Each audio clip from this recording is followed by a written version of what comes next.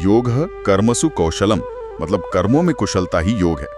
ये प्राचीन उक्ति आज कितनी प्रासंगिक लगती है, नहीं? हाँ बिल्कुल। आज के दौर में जब लोग सिर्फ डिग्री के पीछे नहीं भाग रहे हैं, उन्हें स्किल चाहिए, स्वास्थ्य चाहिए, एक उद्देश्य चाहिए अपने काम में। सही कहा। और इसी नजरिए से आज हम एमए योग शास्त्र पर थोड़ी गहराई से बात कर रहे हैं। हाँ, हमारे पास एमए योग शास्त्र एक समग्र करियर मार्गदर्शन से कुछ दिलचस्प जानकारी आई है। अच्छा, क्या कहती है वो जानकारी? वो बताती है कि ये सिर्फ एक कोर्स नहीं है, बल्कि एक उद्देश्यपूर्ण, सम्मानित और यहाँ तक के वैश्विक करियर का रास्ता हो सकता है। वैश्विक करियर, ये दिलचस्प है। चलिए इसे खोल के देखते हैं फिर, क्योंकि योग सिर्फ आसन लगाना तो है नहीं। बिल्कुल नहीं, ये तो एक पूरी जीवन शैली है। जैसा कहते हैं ना, yoga is the journey of the self through the self to the self. खुद की खोज है ये। तो सबसे पहले ये कोर्स है कहाँ का, मतलब किस संस्थान का है? जानकारी के मुताबिक ये नासिक के आशीर्वाद योग नेचुरोपैथी कॉलेज का कोर्स है। अच्छा, नासिक। और मान्यता, मतलब अफिलिएशन कहाँ से? ये यशवंतराव चव्हाण महाराष्ट्र मुक्त विद्यापीठ YCMU जिसे कहते हैं, उससे मान्यता प्राप्त है। YCMU, okay. तो ये 2 साल का कोर्स है ना? 4 सेमेस्टर वाला? हाँ बिल्कुल, 2 साल 4 सेमेस्टर, और माध्यम भी तीनों है, मराठी, हिंदी और अंग्रेजी। ये बढ़िया है, मतलब भाषा की कोई दिक्कत नहीं। और क्लासेस वगैरह बताया गया है कि थियोरी और प्रैक्टिकल वो सब ऑनलाइन है, लेकिन परीक्षा के लिए ऑफलाइन जाना होगा। ये आजकल कॉमन मॉडल है। और फीस पहले साल की कुछ अंदाजा है? हाँ, करीब 17,000 रुपए बताई गई है पहले साल की, और इसमें परीक्षा शुल्क, स्टडी मटेरियल, यहाँ तक कि योग किट भी शामिल है। ठीक है, ये तो ही बेसिक जानकारी, लेकिन इसमें खास क्या है? आपने कहा था ये सिर्फ डिग्री नहीं है। हाँ, और यही सबसे दिलचस्प बात है, इसे सिर्फ डिग्री नहीं बल्कि 3 चीजों का संगम बताया गया है। कौशल यानी स्किल, ज्ञान यानी नॉलेज, और संस्कार।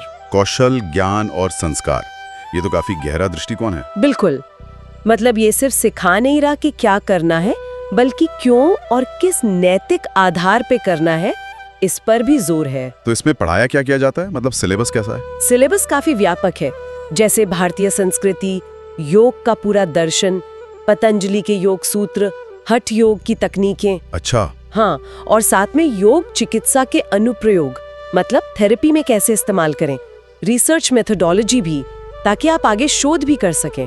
रिसर्च मेथोडोलॉजी भी, यानी सिर्फ प्रैक्टिशनर नहीं, स्कॉलर बनाने पर भी ध्यान है। बिल्कुल, मकसद वही है, शारीरिक, मानसिक, बौद्धिक और आध्यात्मिक, मतलब एक समग्र विकास। तो ये वाकई व्यक्तित्व को गढ़ने जैसा हुआ।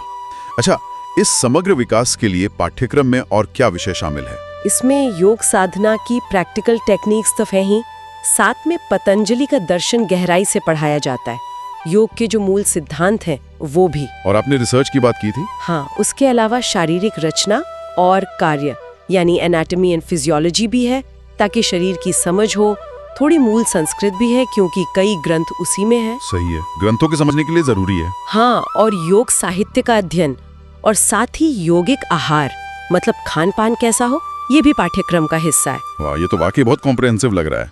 इतनी गहरी समझ के बाद करियर के क्या रास्ते खुलते हैं? जानकारी में कुछ बताया गया इस बारे में? हाँ बिल्कुल, और ये देखना दिलचस्प है कि कैसे योग अब पारंपरिक दायरे से निकलकर मॉडर्न सिस्टम में जगह बना रहा है।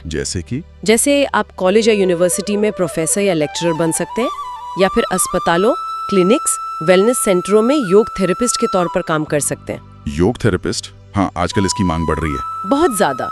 और कॉर्पोरेट जगत में भी कॉर्पोरेट योग ट्रेनर की भूमिका काफी अहम हो गई है मेंटल वेलनेस के लिए। सही बात है। और आपने शुरू में वैश्विक करियर की बात की थी। हाँ, वो भी एक बड़ा पहलू है। अंतर्राष्ट्रीय योग एम्बेसडर बनने की संभावना भी बताई गई है। अंतर्राष्ट्रीय स्तर पर, मतलब क्या वाकई भारत के योग विशेषज्ञों की इतनी मांग है दुनिया में? हाँ, इस मार्गदर्शन में इसी बात पर जोर है।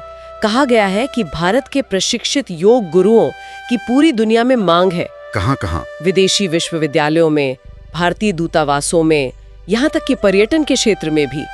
ये भी बताया गया है कि कई छात्र यहाँ से MA योग करके विदेश जा रहे हैं। अच्छा, किस लिए? आगे की पढ़ाई या रिसर्च के लिए, अंतर्राष्ट्रीय स्कॉलरशिप पर। तो ये योग की ग्लोबल रीच दिखाता है। ये तो बहुत बड़ी बात है। और क्या विकल्प हैं? आप रिसर्च में जा सकते हैं, PhD या फेलोशिप कर सकते हैं, अपना योग स्टूडियो खोल सकते हैं। हाँ, वो तो बहुत लोग कर रहे हैं आजकल। बिल्कुल, या फिर लेखक या कंटेंट क्रिएटर बन सकते हैं योग पर। एनजीओ या सीएसआर के हेल्थ प्रोजेक्ट्स में सलाहकार की भूमिका निभा सकते हैं। सरकारी नौकरियों में भी कुछ हैं? हाँ, सरकारी आयुष प्रोजेक्ट्स में योग शिक्षक के तौर पर या फिर स्कूलों और स्पोर्ट्स टीमों के साथ योग शिक्षक के रूप में, तो मौके काफी हैं। ये तो वाकई बहुत सारे अवसर हैं। और आज के समय में समाज को इसकी इतनी जरूरत क्यों महसूस हो रही है? मतलब रेलेवेंस क्या है?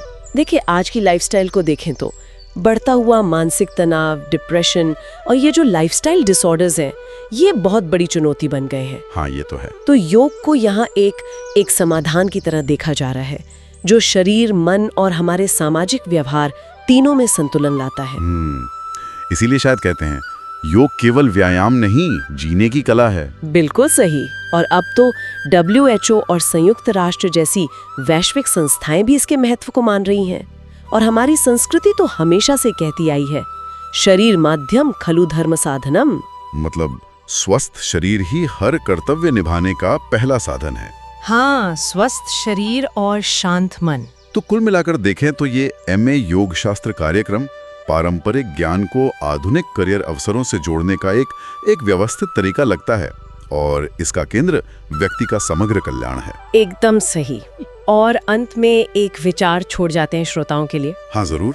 जिस तरह यहाँ कौशल प्लस ज्ञान प्लस संस्कार के संगम पर इतना जोर दिया गया है, सोचिए अगर इसी तरह के समग्र सिद्धांतों को हम शिक्षा और प्रोफेशनल डेवलपमेंट के दूसरे फील्ड्स में भी अपनाएं।